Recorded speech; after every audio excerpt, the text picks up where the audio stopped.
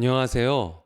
선교적 공동체 성경 읽기 오신 여러분들을 주님의 이름으로 환영하고 축복합니다. 오늘은 비극을 치유하는 사랑이라는 주제로 함께 은혜 나누고자 합니다.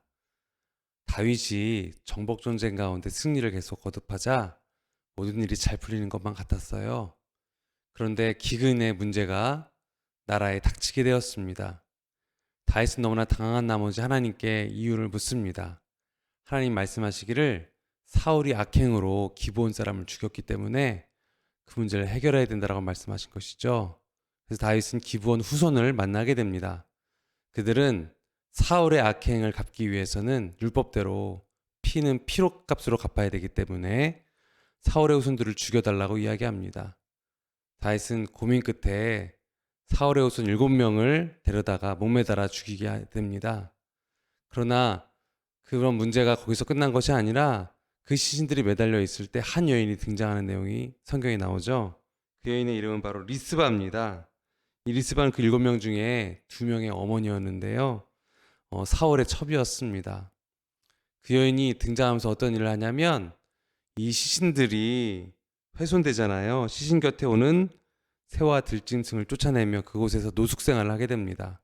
여러분 생각해 보십시오. 아무리 첩이었지만 왕궁 생활하였던 그 여인이 노숙하면서 들짐승과 싸워가면서 시신을 지키는 모습을 한번 생각해 보십시오. 얼마나 처량하고 또 저주스러운 모습이었을까요? 그런데 이 여인의 이런 귀한 모습으로 인하여 다윗이 감동을 받고 시신을 수습하게 됩니다. 그리고 그 시신이 수습된 그 순간 그 모든 기근의 문제도 해결되는 것을 우리는 보게 됩니다. 우리는 죄의 영향력에 대해서 이렇게 배우게 돼요. 사울한 사람의 죄로 인하여 기근이 생기고 후손들이 죽임을 당하는 이런 비극을 우리는 생각하면서 사울을 비난하게 됩니다. 그런데 여러분, 우리는 사울을 비난하지만 사울과 우리의 모습이 다르지 않다는 것을 우리는 알게 됩니다. 우리의 죄로 인하여 다른 사람들도 고통을 받을 경우가 많이 있기 때문이죠. 이 여인의 모습에서 우리는 누구를 발견하게 됩니까? 이 여인의 모습을 통해서 우리는 하나님의 모습을 발견하게 됩니다. 하나님께서는 이 여인처럼 죄 없이 죽임당한 아들로 인하여 고통받는 눈물을 흘리셨습니다.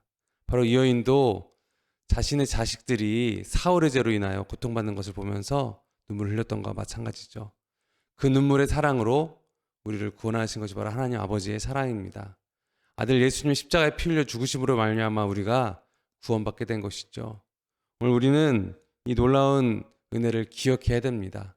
그래서 하늘을 두루마리 삼고 바다를 먹물 삼아도 우리가 다 갚을 수 없는 그 사랑을 감사하며 행복하며 살아가는 우리의 삶 되기를 주님이 기뻐하신다고 저는 생각합니다. 오늘 사무엘하 22장에도 다윗은 반석이신 주님을 찬양합니다. 주님의 은혜 없이는 승리할 수 없는 삶을 살 수밖에 없기 때문이죠. 그리고 시편 115편에도 방패되신 주님을 찬양하는 모습을 우리는 보게 됩니다.